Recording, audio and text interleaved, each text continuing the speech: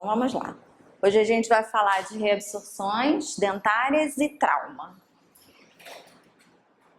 A reabsorção dentária ela pode ser fisiológica ou patológica, né? Então, nas reabsorções fisiológicas, quais as situações que a gente tem?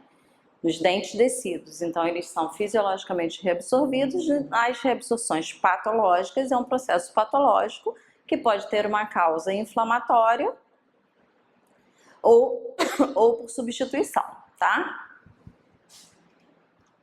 Então aqui a gente tem um exemplo de uma reabsorção fisiológica na dentição decídua e aqui a gente tem um exemplo de uma reabsorção patológica. Normalmente, né, ela vai se dar por quê? Pode ser ou por fatores traumáticos ou pela necrose pulpar, as reabsorções patológicas, tá? Entretanto, existem algumas situações que a gente precisa ter cuidado, como movimentação ortodôntica, dentes impactados, trauma oclusal, cistos ou neoplasias e necroses associadas às lesões perirradiculares, tá? A gente vai falar de cada uma delas. A dentina, o cimento, isso é importante, isso cai a beça. A dentina, o cimento e o osso, eles sempre, todos têm origem mesenquimal, né? Sendo o colágeno e a hidroxiapatita seus principais componentes. Então, o colágeno é o componente orgânico. Isso é importante você saber. E a hidroxiapatita, componente inorgânico, tá? Aqui no componente orgânico, o colágeno, a substância fundamental, aquela parte toda de composição da dentina, tá? O que acontece no nosso organismo normalmente, né? A gente tem uma atividade osteoblástica e osteoclástica, né? Que são processos fisiológicos do tecido ósseo. Eles são renovados o tempo todo, né? Principalmente a cada 2 anos. Entretanto, os nossos dentes, eles não têm essa renovação. Então, se ocorre, a única situação que a gente tem uma reabsorção fisiológica é na dentição decídua. Caso contrário, nós temos uma reabsorção patológica, porque o dente, ele normalmente não tem que ser reabsorvido, tá? Se tiver com alguma dúvida, pode perguntar, tá? Aproveita que hoje sou eu e você. Então, por que os tecidos mineralizados, eles normalmente são reabsorvidos? Existem escudos protetores, lembra disso? Esses escudos protetores é bastante importante você decorar. As proteções internas e as proteções externas. O que vai proteger o dente de não ter uma reabsorção internamente e o que vai proteger o dente de ter uma reabsorção externamente, tá? Lembra disso? Então, quais são as proteções externas? É o pré-cimento. O pré-cimento é uma área não mineralizada, tá? Os cementoblastos e o ligamento periodontal propriamente dito, né? As fibras de Charpey e a trama dos restos epiteliais de Malacês. Isso eu já vi cair em concurso. Quais são as proteções externas contra a reabsorção? Quais são as proteções internas quanto à reabsorção, tá? Então, quais são as proteções internas? A zona celular de Well, os odontoblastos e a pré-dentina, que é a parte não mineralizada da dentina. Então, como que esse mecanismo da reabsorção ele pode se dar, né? Como é que ele vai acontecer? Então, os tecidos mineralizados dos dentes, né? Normalmente eles não sofrem remodelação como sofre no osso. Se em alguma situação você tiver a pré-dentina ou pré-cimento, eles se tornarem mineralizados ou fragmentados ou danificados, né, em alguma situação, vai ocorrer a perda da camada de odontoblastos ou dos cementoblastos. Odontoblastos internamente, cementoblastos externamente. Aí as células clásticas, elas vão ter acesso à superfície mineralizada. Por quê? Porque essa superfície ela vai ficar desnuda. Então essas células começam a ter ação nessa superfície mineralizada. Aí ocorre a reabsorção. Então, em que situação mais ou menos esse processo, ele ainda é um pouco discutido, mas normalmente acredita-se que a hidroxiapatita, né, a exposição da hidroxiapatita ou de algumas glicoproteínas, elas são a principal responsável pela essa ativação das células plásticas, que oriunda na reabsorção, tá? Então, como essa reabsorção, como esse mecanismo vai se dar, né? Essas células plásticas, que normalmente elas vão se localizar entre a polpa, se for interno, ou externamente no ligamento periodontal, elas ficam alojadas nessas depressões, né? Que são as lacunas de Hall-Schip. E são responsáveis, essas células vão ser responsáveis pela adesão ao tecido mineralizado, provocando a reabsorção, tá? Isso aqui é importante. Nessas células clásticas, a gente não tem organelas no citoplasma delas. A gente vai ter microfilamentos. Esses microfilamentos, eles têm um nome, são chamados zona clara. Essa zona clara, ela é o fator mais importante na adesão dessa célula a essa área de reabsorção, tá?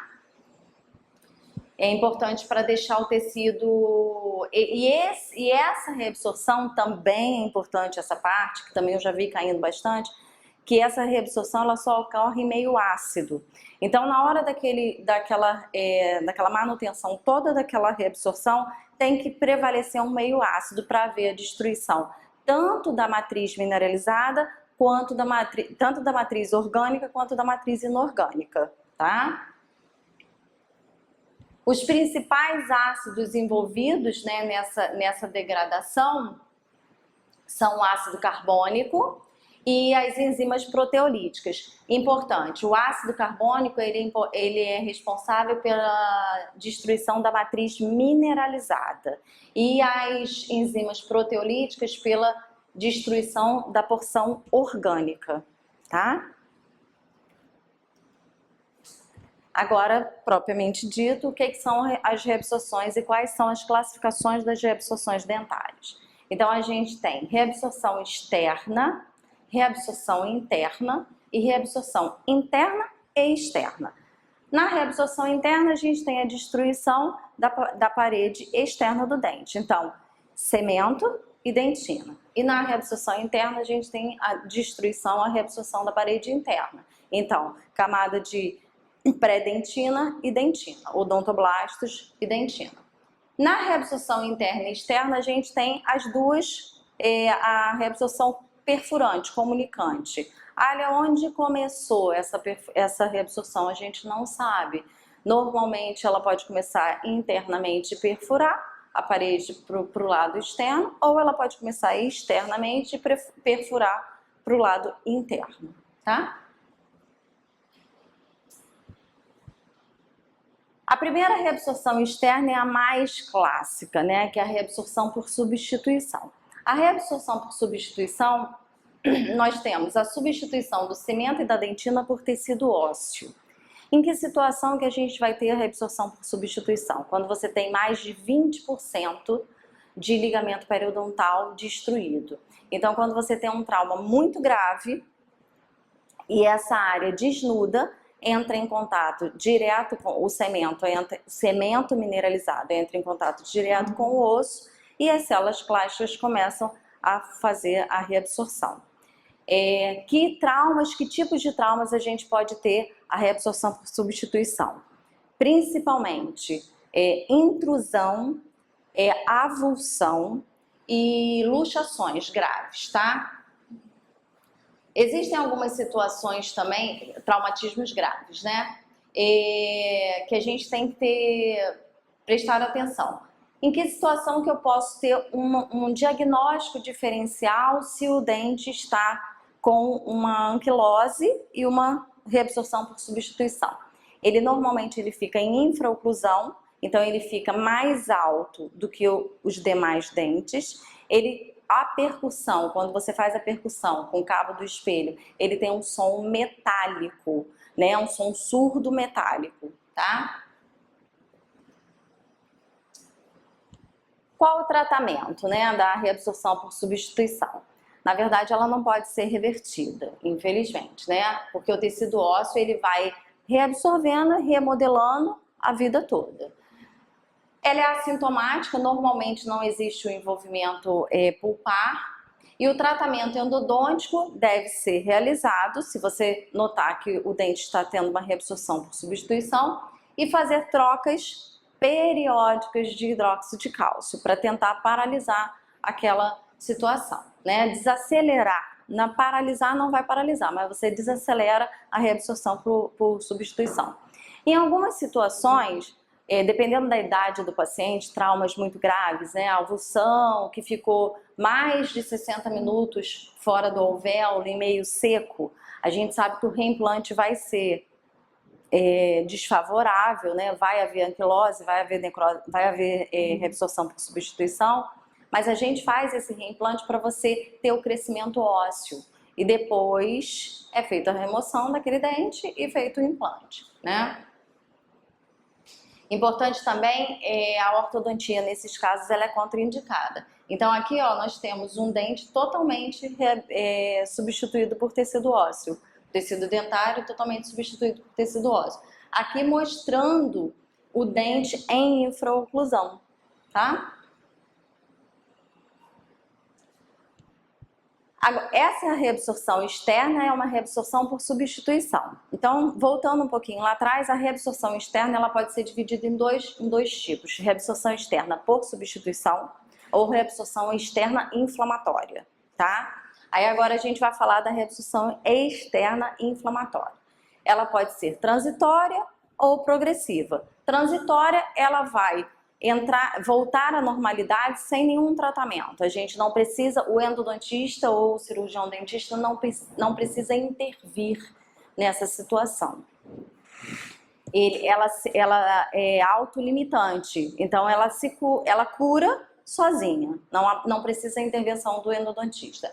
Na progressiva não, na progressiva a gente precisa intervir para paralisar aquele processo. E normalmente esse processo, a manutenção desse processo é a infecção intraradicular. Então a necrose pulpar, ela gera um fator de manutenção para aquela reabsorção, tá? Vamos falar das externas. Tá sem o passador. A reabsorção externa transitória ou superficial, né?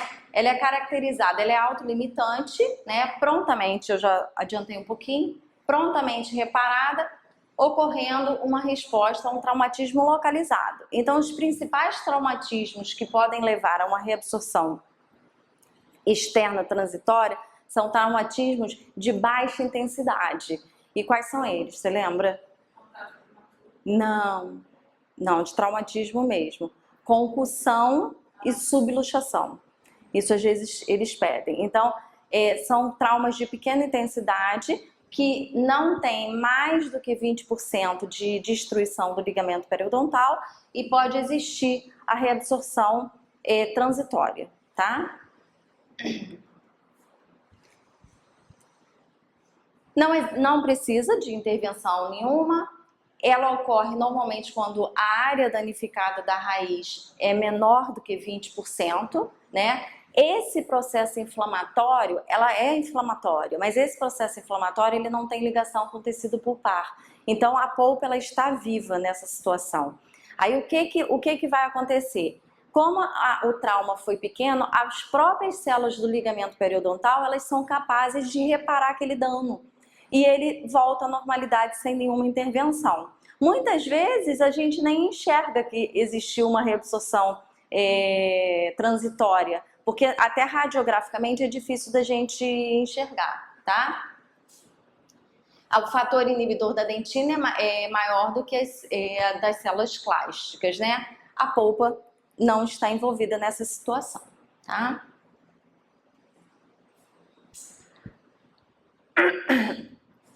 No exame radiográfico elas são raramente observadas, muitas vezes a gente se consegue enxergar aqui uma pequena destruição, bem pouquinha, aqui também bem pouquinha. Porque o trauma foi tão pequeno que ocorreu a destruição do ligamento periodontal naquela área, mas ele foi autolimitante e as células clásticas, elas não conseguiram manter aquela reabsorção. Então o próprio organismo repara aquele dano, tá? O dente apresenta normalidade, características de normalidade. Agora a progressiva. A progressiva não. A progressiva a gente tem um fator de manutenção grave, né? Que normalmente é o quê? A necrose pulpar. Então, essa reabsorção progressiva, a gente já tem a infecção dos túbulos dentinários, a ausência de cemento, porque eu tô falando da parte externa, né? E que acaba servindo como um foco de infecção, tá? Normalmente, esse foco de infecção, ele se dá do endodonto para o periodonto. Então, eu tenho um fator de manutenção, que é a infecção do sistema de canais radiculares, que ganha o periodonto através dos túbulos dentinários, de um canal lateral, de um canal acessório. Então, o que a gente pode levar dessa situação? Que em dentes jovens, que você tem um túbulo dentinário muito amplo, essa possível reabsorção ela pode ser mais acelerada por conta desses fatores de manutenção ganharem o cimento mais rapidamente, tá? Tá muito rápido, né? Tá engraçado eu falando só para você. A reabsorção externa por pressão, né? A etiologia dessa reabsorção externa por pressão normalmente são tratamentos ortodônticos, dentes impactados, erupções dentárias, cistos, neoplasias e trauma oclusal. Aí sim entra o que você tinha falado do trauma oclusal, tá? Normalmente ela vai ocorrer no terço apical. Qual é o tratamento? Você remover o fator de manutenção. Então, dente impactado, principalmente terceiro molar, quando ele está inclinado e ele pega o segundo molar. Então, você tem um fator de manutenção que é uma reabsorção externa por pressão. Se você remove o fator de manutenção, ela vai paralisar. Ah, mas sempre paralisa? Depende, porque nessa situação você tem um segundo problema. Se aquele fator de manutenção não foi capaz de causar o rompimento do feixe vasculo-nervoso, se o dente continua com a polpa vital, você removendo o fator de manutenção, ele vai curar.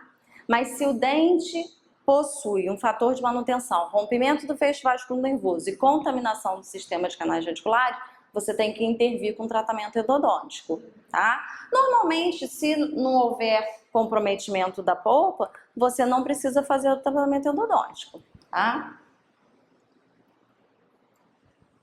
E as reabsorções externas inflamatórias, elas podem ser apicais, laterais e a cervical invasiva, né? A reabsorção inflamatória, cervical inflamatória apical, né? É um processo de reabsorção progressivo, promovido normalmente por uma infecção crônica. Então, uma necrose pulpar com uma infecção que se mantém. Pode provocar grandes destruições, então às vezes a gente tem a raiz quase toda perdida, né, por conta desse processo de reabsorção, e você precisa intervir endodonticamente e fazer um tratamento adequado para essa situação, que normalmente é acesso, preparo químico-mecânico completo, irrigação com hipoclorito de sódio, né, 2,5 ou 5,25, irrigação com EDTA 17% durante 5 minutos e colocação sucessiva de trocas de hidróxido de cálcio, tá? Por que a troca de hidróxido de cálcio? Para você tentar alcalinizar o meio, porque o fator de manutenção da reabsorção, ela precisa de um meio ácido. Então, quando a gente faz as trocas sucessivas de hidróxido de cálcio, a gente tenta alcalinizar o meio e tenta paralisar aquela reabsorção. Qual o tratamento que eu já adiantei, né? Acesso, PQM completo, irrigação com hipoclorito de sódio 2,5%. Após o PQM, remoção do Smearleia, com EDTA 17% por 5 minutos. Depois você neutraliza o EDTA. Medicação à base de hidróxido de cálcio, tá? É importante que essa pasta ela seja renovada de 7 em 7 dias. Aí a gente vai fazendo o controle clínico e tendo a remissão dos sintomas, você vai fazer o tratamento endodôntico à obturação do sistema dos canais radiculares. E em algumas situações, dependendo do tamanho do lúmen do canal, se a reabsorção foi tão intensa que você ficou com uma área que você não consegue mais fazer um batente apical, às vezes a gente pode fazer um tampão à base de MTA também, tá? E aí a gente vai fazer controle clínico e radiográfico, né? 30 dias, 6 meses depois e depois anualmente, tá? Então aqui a gente tem você consegue enxergar aqui que a gente não tem mais o forame apical. Então aqui fica difícil às vezes do travamento de um cone de gutta-percha, né? Colocação da pasta de hidróxido de cálcio. Nesse caso foi feito com um radiopacificador para você ver se o seu canal foi todo preenchido com a pasta de hidróxido de cálcio. Depois foi feita a obturação. Esse caso foi feita a obturação com gutta-percha normal. Nesse caso foi feito tampão de MTA, porque a reabsorção foi tão grande que o ápice, parece que foi feita uma apsetomia. A reabsorção externa inflamatória lateral, ela é bem parecida com a apical, sendo que agora ela se localiza lateralmente à raiz, qualquer ponto lateral da raiz, tá? Ela também é sustentada por uma inflamação crônica e uma infecção da cavidade pulpar, né? E ela ocorre, né, normalmente no terço médio ou no terço apical, tá? E injúrias mais graves, como luxação e avulsão. Nesse caso, o cemento ele é reabsorvido, o túbulo dentinário ele fica exposto e o fator de manutenção, que é a infecção radicular, ganha a área perirradicular, causando a reabsorção. Aqui, ó, consegue ver? Aqui eu tenho uma reabsorção lateral, aqui eu tenho uma reabsorção lateral, tá? Aqui eu tenho outra reabsorção lateral, tá vendo?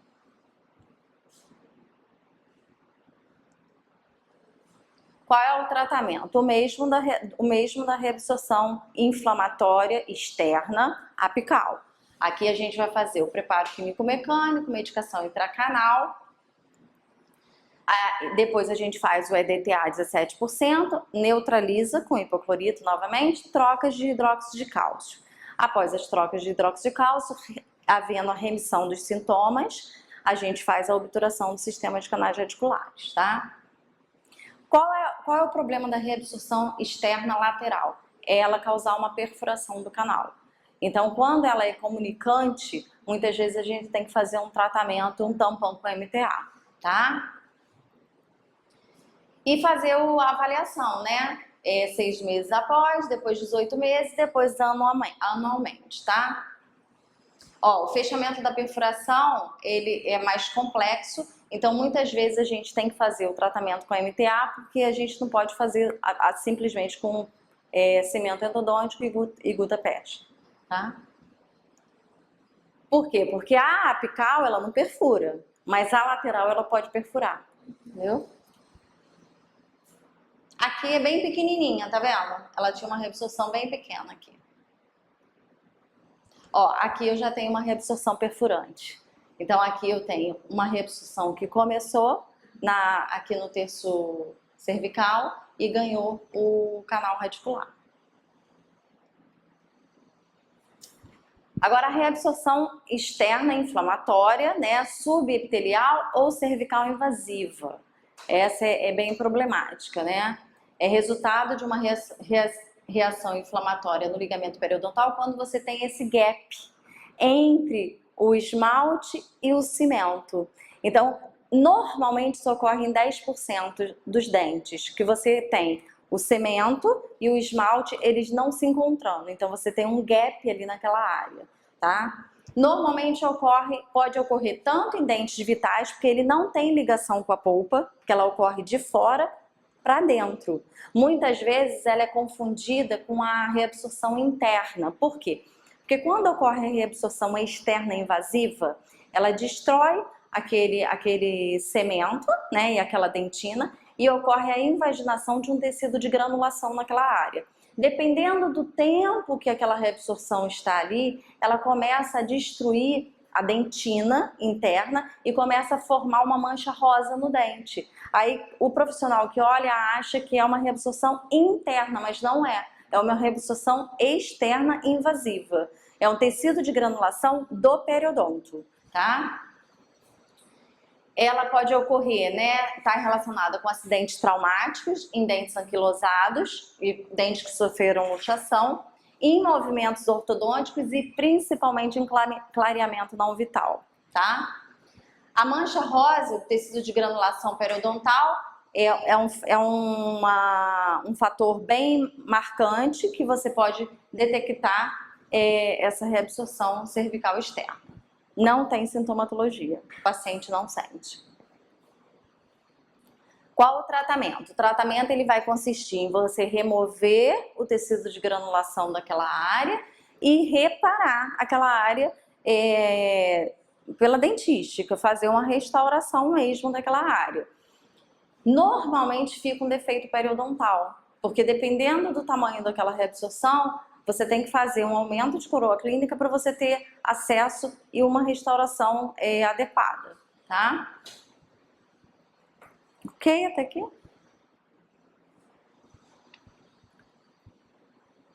Ela pode se iniciar em qualquer ponto da cavidade pulpar, né? Pode ser transitória ou progressiva, né?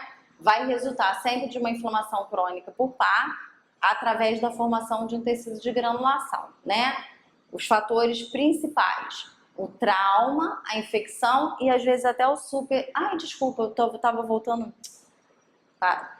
Vamos falar agora da reabsorção interna. Então a gente terminou com a reabsorção cervical inflamatória externa, a invasiva, e agora a gente vai entrar na inflamação, na reabsorção interna. Então a reabsorção interna ela também pode ser de dois tipos, a inflamatória e a por substituição. Por substituição eu nunca vi nenhum caso clínico.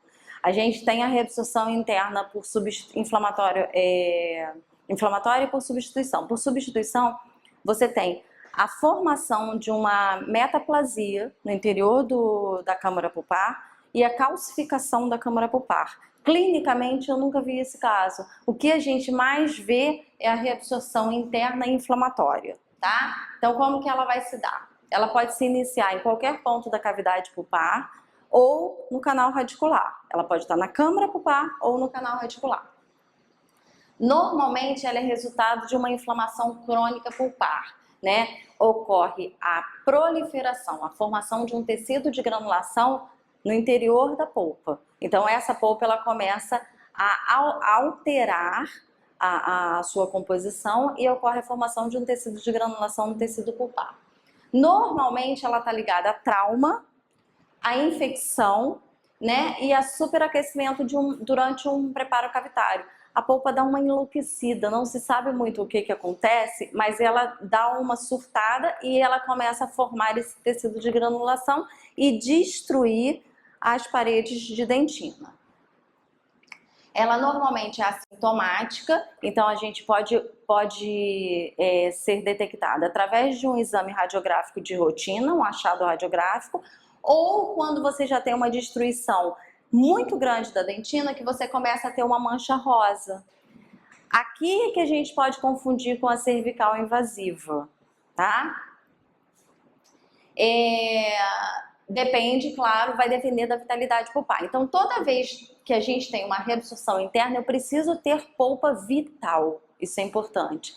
Olha, você pode ter uma polpa vital, com uma reabsorção interna, e depois essa polpa necrosar? Pode, que é até bom, porque aí paralisa a reabsorção interna. Se eu não tenho tecido vital vivo, se eu não tenho tecido pulpar vivo, eu não tenho a progressão da anatomia interna, tá? Eu já tive casos de reabsorção interna que ela paralisou porque a polpa necrosou, tá?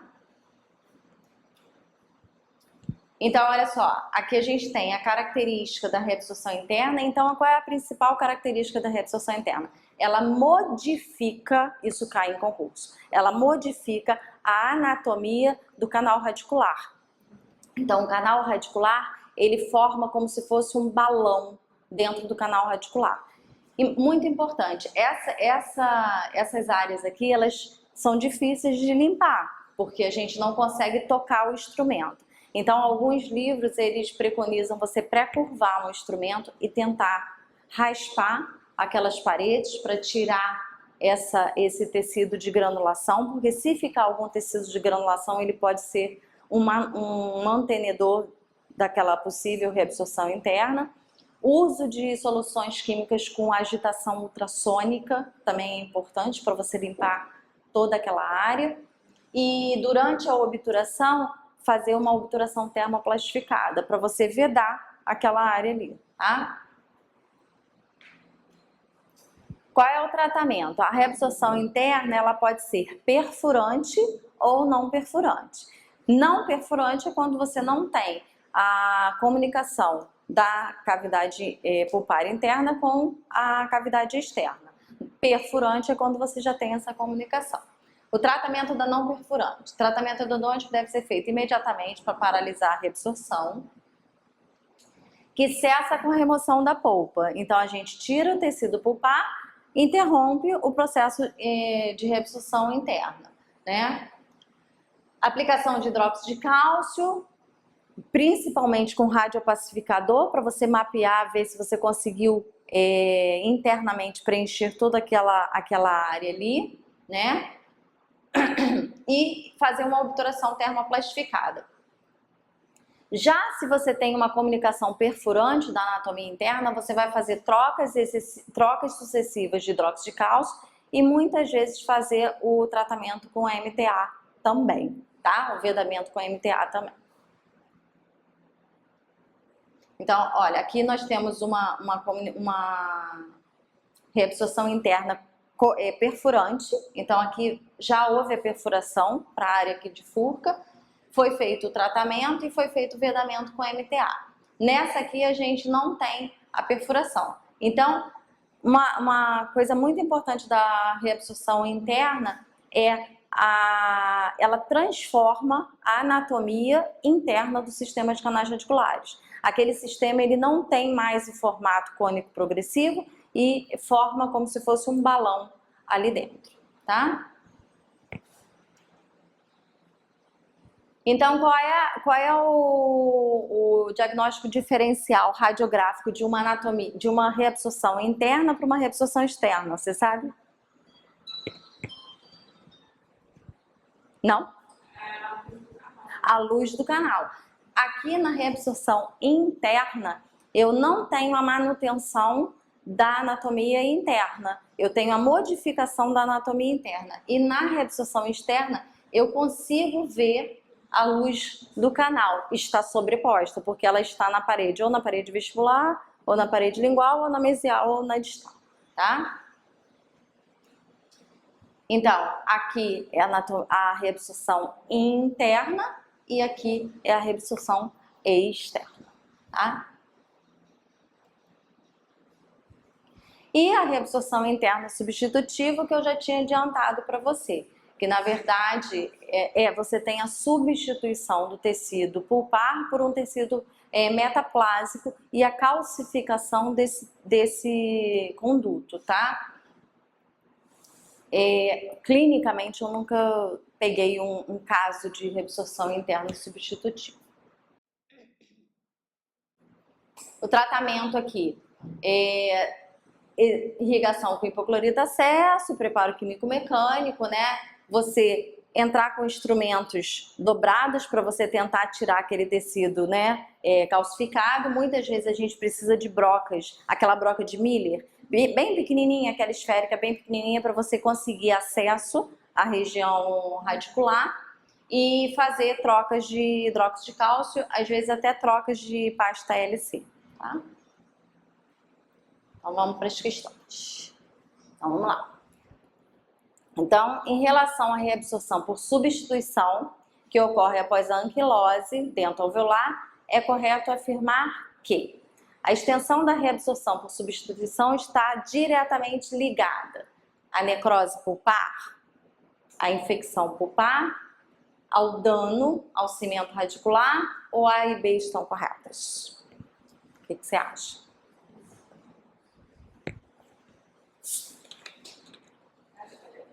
Letra C. Porque o que mais vai determinar se vai haver uma reabsorção, exatamente, se eu tenho mais de 20% de cemento danificado, de ligamento periodontal danificado, eu tenho muito provavelmente uma reabsorção por substituição. Então, letra C. Ai, já apareceu aqui. Vamos lá. Durante a reabsorção dentinária, as células clásticas são encontradas na interface entre o tecido duro e o tecido mole, né?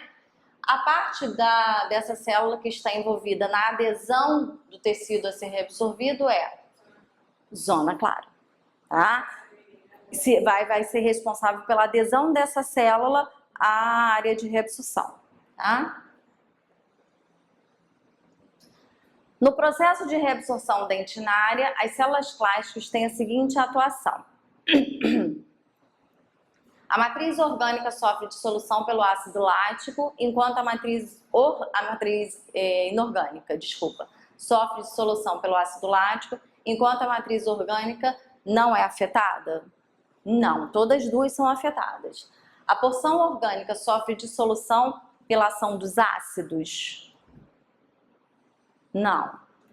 A matriz inorgânica sofre ação predominantemente do ácido carbônico e a porção orgânica das enzimas proteolíticas?